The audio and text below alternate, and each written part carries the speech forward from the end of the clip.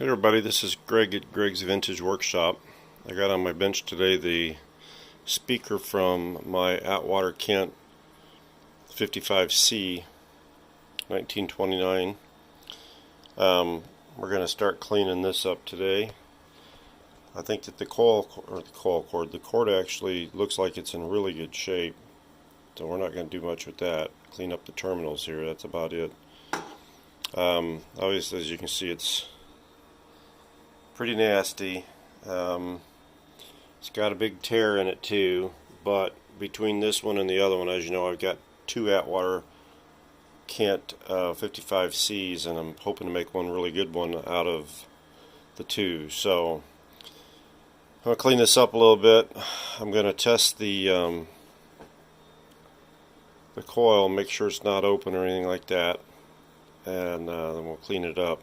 And then once I get it cleaned up, we'll see about getting the cone fixed. So this is just the beginning of this. I'm going to put this in a tripod so I can have my hands free. Alright, so the first thing I'm going to do is take my air compressor and just try and blow some of this crap off, hopefully without messing with the cone.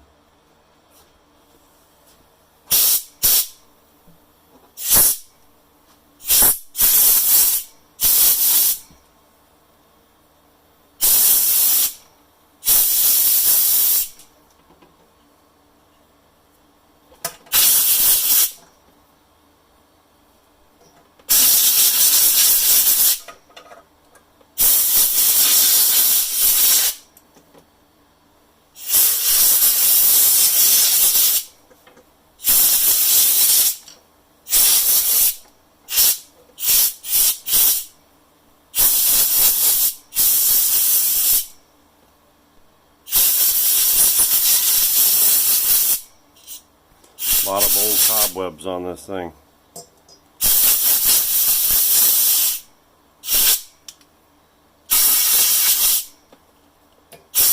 That looks better already. Just look at.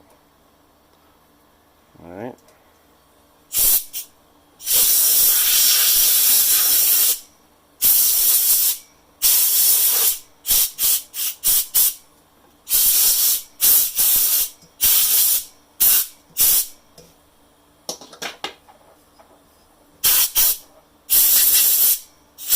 Got to be careful down by the cone that I don't blow a hole in it. I'm not running extremely high pressure right now. This compressor goes to 150 psi, but I'm only running about 80, and I'm not giving it a full blow.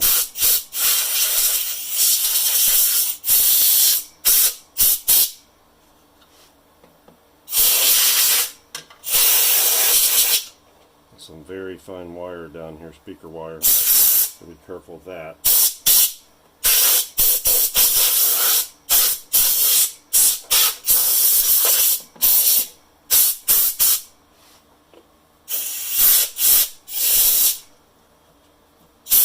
Amazing how those cobwebs get into everything.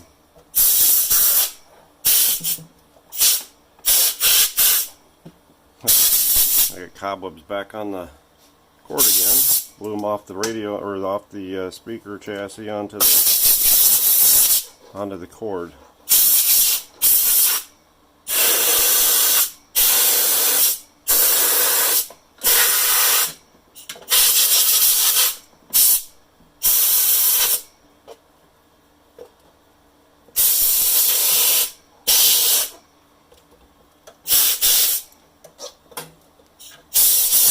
I didn't realize how many cobwebs get in something like this.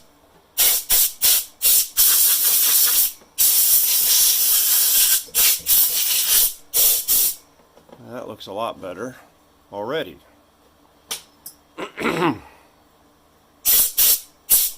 Alright.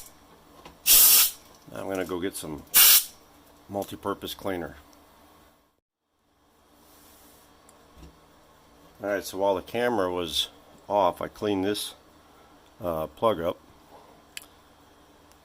I'm using this Method Anti-Back All-Purpose Cleaner, Wildflower. My wife loves this stuff. She gets it from a company called Grove, I think. It actually works pretty darn well. She'd probably kill me if she knew I was using it down here. Anyway, you guys probably have noticed I've been jumping around a little bit. If you watched one of my earlier videos, you know that I had put an addition on the workshop and added a couple more benches, so I can actually have multiple projects running at one time. Right now the Air King, I still have to wet sand the cabinet, and I had to order a new 35L6 for the chassis. The 35L6 apparently somehow decided to take a dump between when I restored it last year and the other day when I fired it up. So I'm waiting on that, and I rechecked all my wiring on it just to make sure I didn't have anything screwed up, but everything's fine. It's just apparently the tube decided to go south on me. So anyway, clean this up. I took some steel wool to the terminals and some 4-aught and cleaned it all up. The reason I'm working on this speaker first is because over the last 2 days I've cleaned up the keel cabinet and re-glued some areas that had come loose and tightened the screws. I decided on the top I was going to restore the top, but then I decided not to restore the top. What I did was I took what finish was on the edge of the top and I got it off, cleaned it all with lacquer thinner, and then I put a very light stain on the edging to match the cabinet, and then I've gone over it twice now with tung oil. I'm not going to put a real finish on it. I'm just going to try and keep it as natural as possible. Plan on doing 3 or 4 coats of tung oil. But so that's what that is, which brings us back to the speaker. When the speaker's installed in the keel cabinet, it faces down just like it is right now, and so I figure that once I bring the cabinet in my house in a couple of days, if I have the speaker done, I can go ahead and just screw it down, bolt it down, two wooden clamps here and 2 screws here. Actually, I don't think it screws, it just goes under a piece of wood, and then I can have it protected where I don't have to worry about it getting damaged. So that's kind of why I'm doing this today. So it's, even if it seems like I'm jumping around, I am sort of jumping around, but that was kind of the purpose of having multiple benches going on at one time. So that's kind of what I'm doing. Kind of give you guys the heads up why I'm doing what I'm doing, because you know, is what it is. Kind of jump around. So anyway, we're going to continue to clean this a little bit. I'm expecting it to be okay as far as the coil.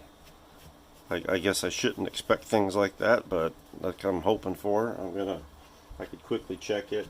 I'm going to check it, but I don't like handling filthy crap, so I want to get some of the filth off of this first.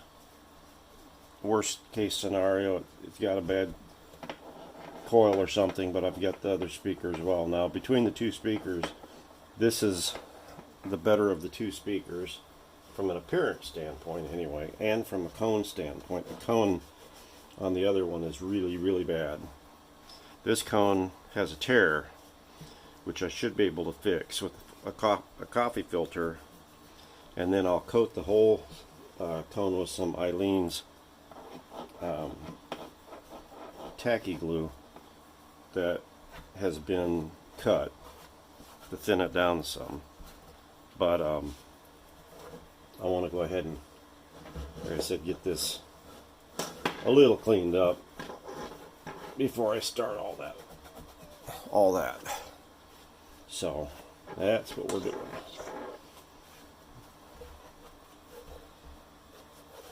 I'm going to try and keep this as original looking as possible. Obviously the chassis, I think when it's all cleaned up, will look pretty good. I may have to repaint some of the cans to make them look pretty good. I mean, it's not like it's a showpiece or anything, but I like it when I open stuff up and it looks decent, you know, kind of the idea. So alright,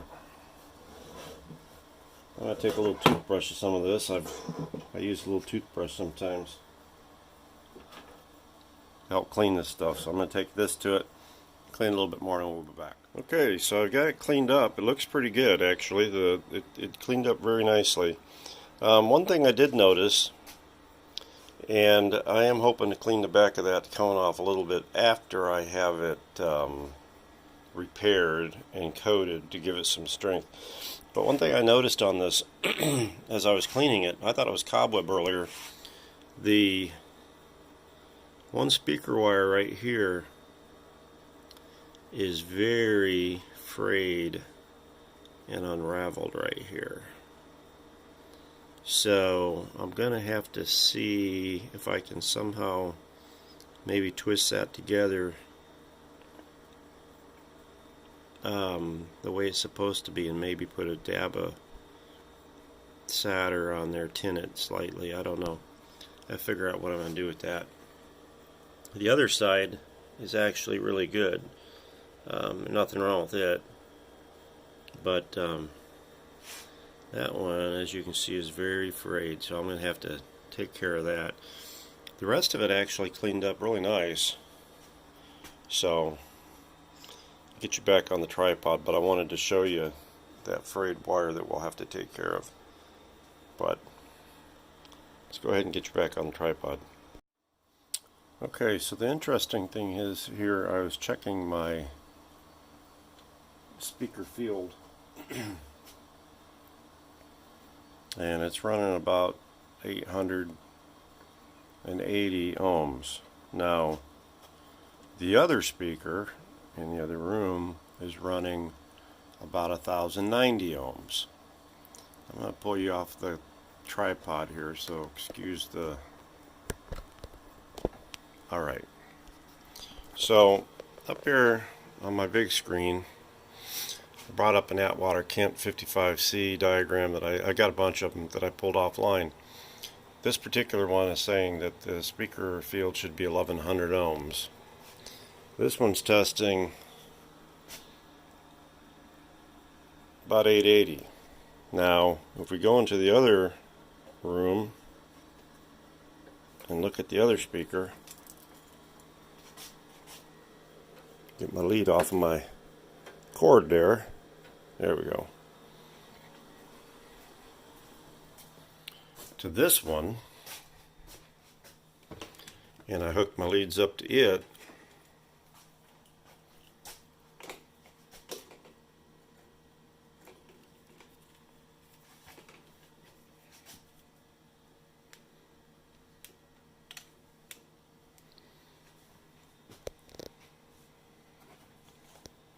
We have 1080, so we're right at that 1100,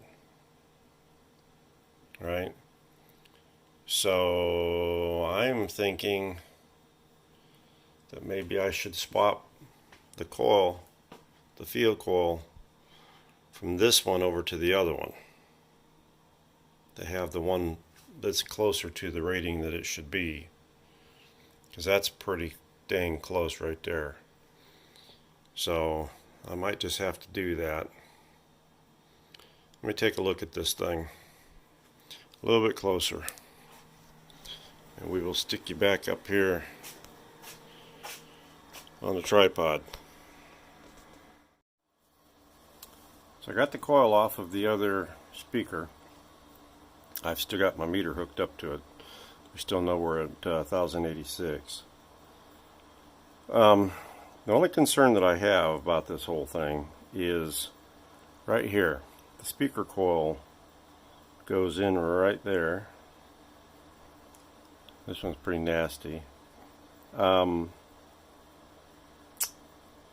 you got to make sure that we don't rub with any of this.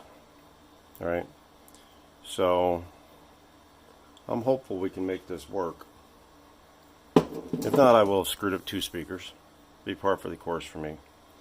Anyway, we'll go ahead and get started and taking this one loose. I'll show you what process I went through. I won't bore you with the entire process, and I'll come back, but let me get my one wrench. Okay, so there is a, my wife says I said I'm too much. Alright, so on this side of the speaker, here's the main damage on this speaker.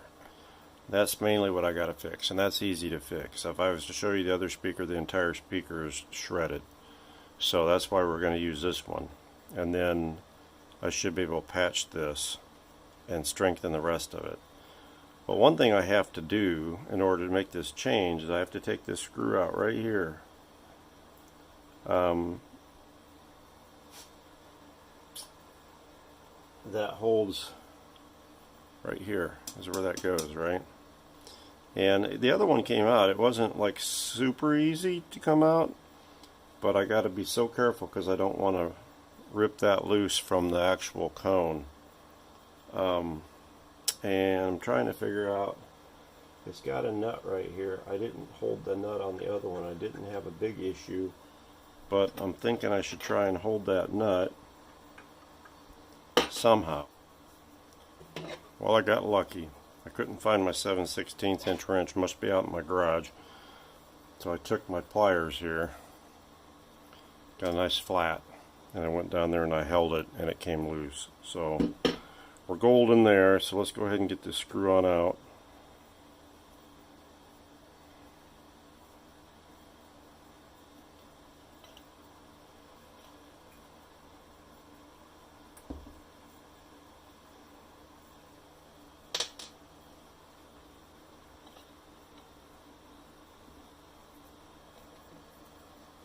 Alright, so we got the screw out. Let's go ahead and move the meter out of the way because we're going to be doing some mechanical work here. Alright. Now, those bolts right here are through bolts with nuts on the back side, which kind of sucks, but it's what it is. The other one I had to get in there and hold them. I'm hoping that, I mean, the first one came loose and then the rest of them just kind of wanted to spin. I could hold them with my finger. And this one's going to come loose. There's a flat washer on the top right there. There's the nut.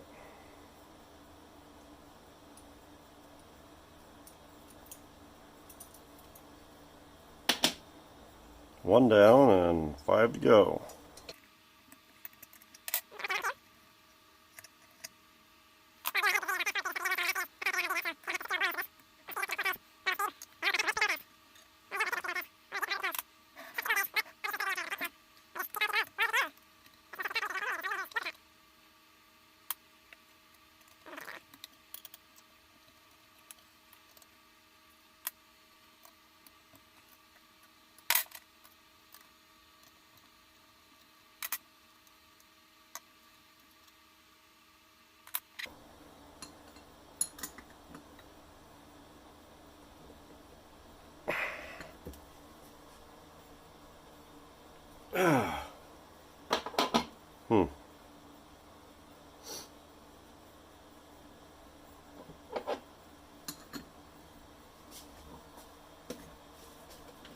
Oh shit, don't want to do that.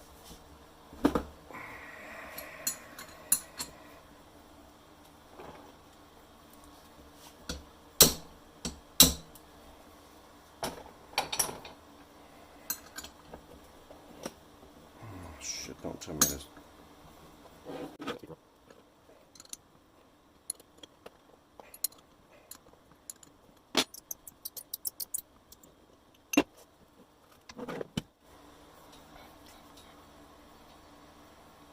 Okay, so I'm back. I had to go get my soldering iron so I can unsolder this coil. I almost screwed up because that diaphragm portion that had the screw that I pulled out was stuck to this piece. And when I started turning that,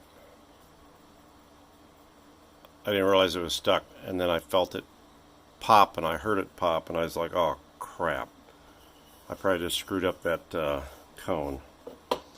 But it looked okay. I'm going to look at it once I get this out.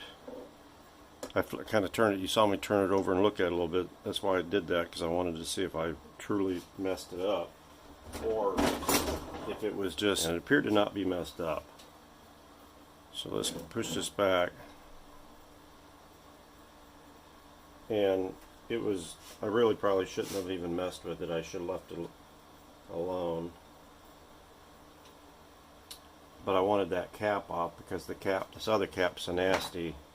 Not that piece, the other piece off the other one is so nasty. I wanted to use this one, and considering it was more of an aesthetic, I should have just left it alone. But I guess it still would have had come loose though anyway when I lifted this off. So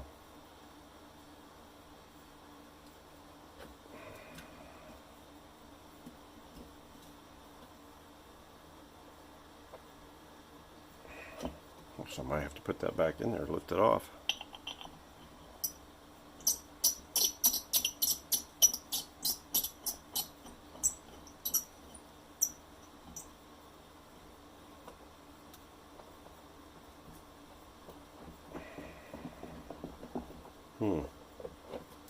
That's the wire holding it, or the cone. So I guess we are going to have to flip it over and take a look.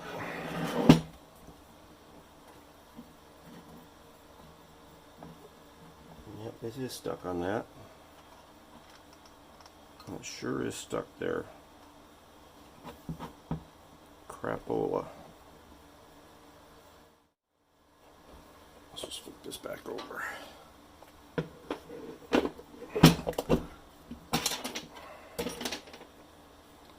Alright.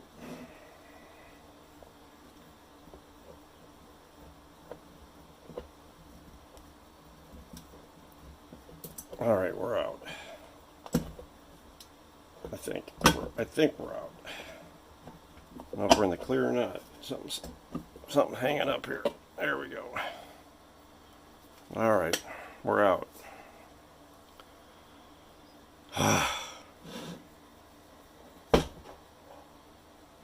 So I did bend this, which isn't good. Hopefully I can straighten it back to where it operates okay. Obviously it will never operate perfectly again since I screwed it up, but I'm hopeful that I can bring it back into some sort of shape. Alright, so I went and looked at the other speaker just to see what shape this thing was supposed to be before I effed it up. And it's actually supposed to be flat. So what I found was I found this old socket. And I put that socket inside there. It actually fits pretty perfect. And see if I can hold this thing without screwing it up any further, and use some stuff to try and flatten that back down again. See, I'm starting to become more conscious of it. What I want to do, so let's see if we can try and get this back in shape. It's supposed to be. I got a real gap right here. I don't know. I can mesh that out. I can use your, let's see if I can.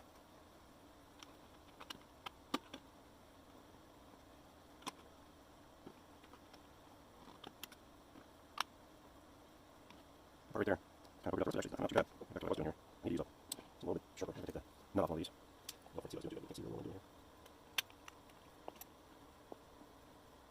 Some backyard engineering here, trying to straighten this out. You got to do what you do, you know. I don't have exact tools and you screw stuff up. You just try and fix it the best you can and do the best. Now, it actually doesn't look that bad, you know. I mean, yeah, it's a little hump right there. It's not that bad. I don't know if you can see that or not. I think it'll draw down. When I draw down, I think it'll draw down. So, I think maybe alright. That's not too bad, actually. I'm happy with that. This turned out because it was pretty effed up. But, I think I'll get that now. Yeah, right there. Maybe all done. So, we're going to give this a chance. So, alright. Alright. So, now, I want to blow out that coil right there. I see some crap in there.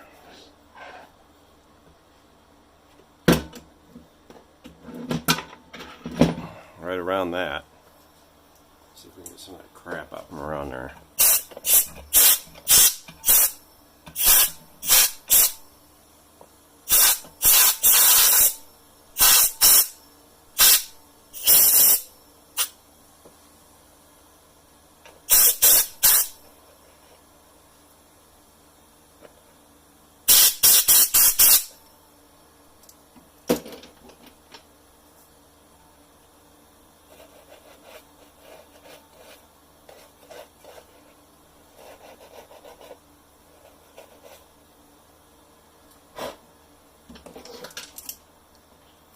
smart blowing with my mouth when I got a air compressor sitting here. Okay, now this was the one that I just took off, so we need to take that off. Well, that looks a lot nicer than the other one, doesn't it? As does this.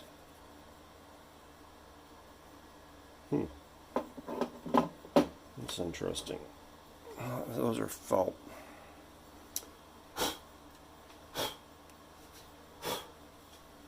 Those are little blocks of felt on a cardboard. This one here didn't have that.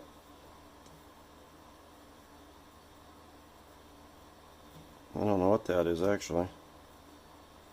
I guess that was supposed to be the felt at one point in time, maybe. I wonder if I can get this out without tearing it up.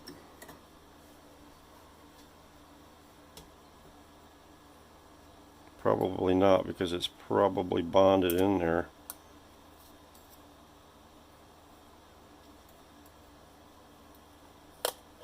Well, I might get lucky. I might just get lucky. It just popped loose. There we go. Alright. So apparently, on that other one here, that must be the cardboard there in that one. So, let's move this out of the way.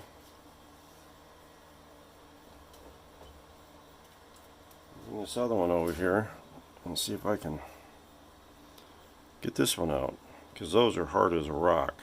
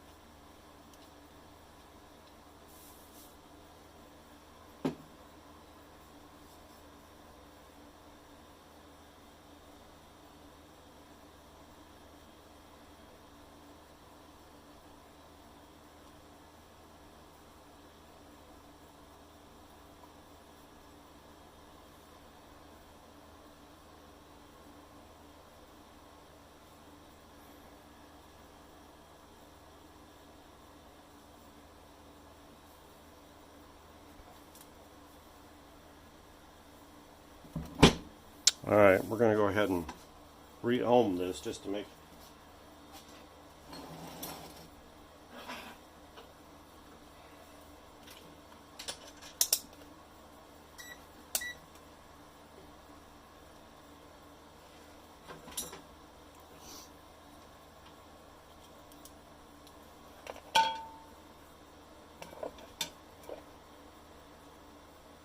look like the Bad News Bears here.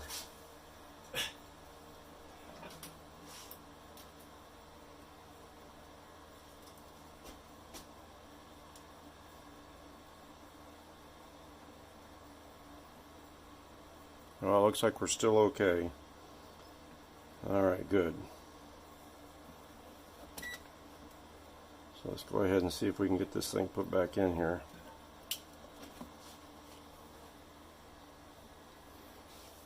See if we can get these fed down inside there.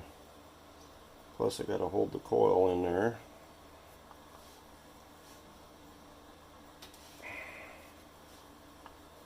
And feed that speaker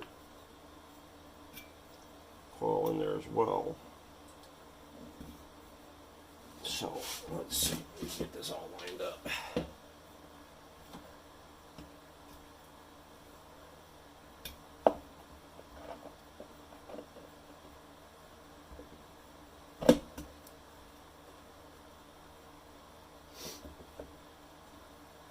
Alright, well, we're down. I don't mean it's right, but at least we're down. Here I am with Mom again. Make sure we're kind of lined up here. Oh my goodness. Why do I do this to myself sometimes, right? So let's get this plate is the plate I want.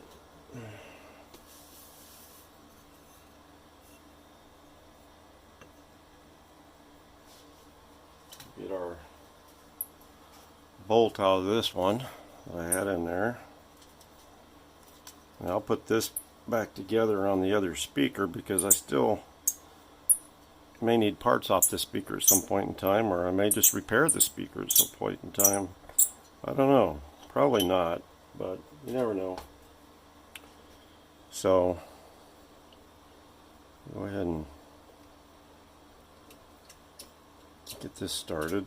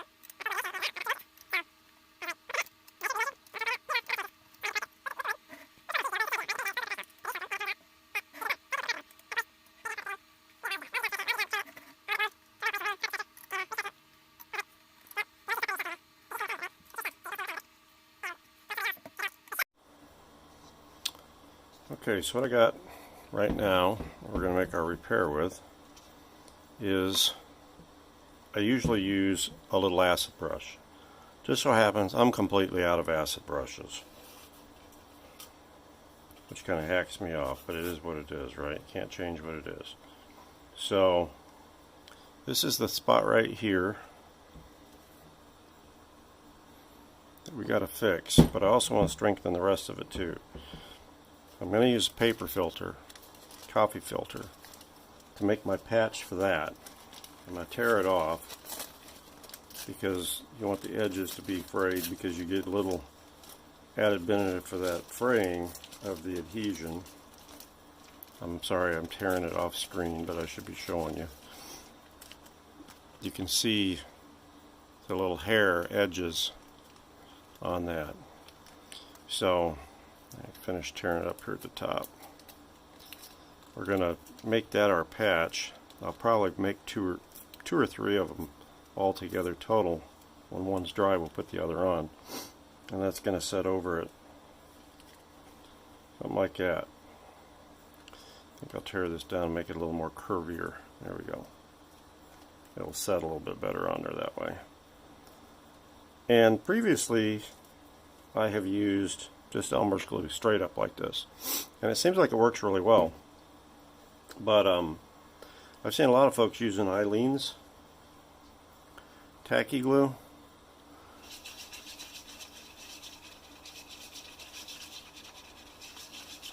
All right, we're gonna go with that.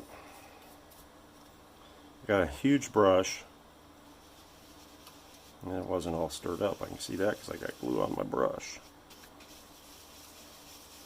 I'm stirring it somewhere here. Got a huge brush, which I don't need a huge brush. That's all going to probably run right down there where I don't want it.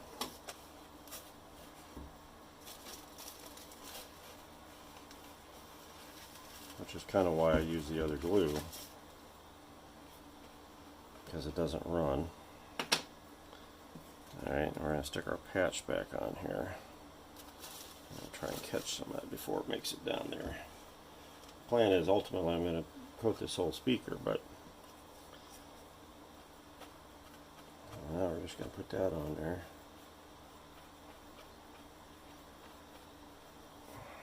I'll try and get that back side back up against there because it kind of fell through.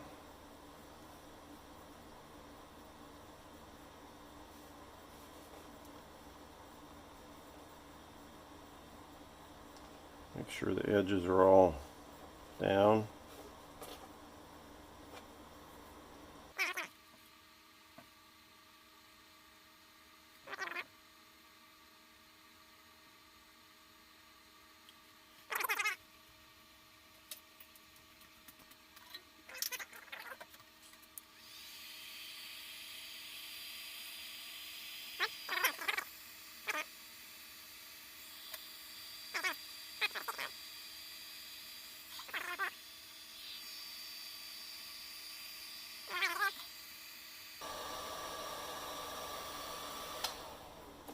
Let's see if I can work some of those out.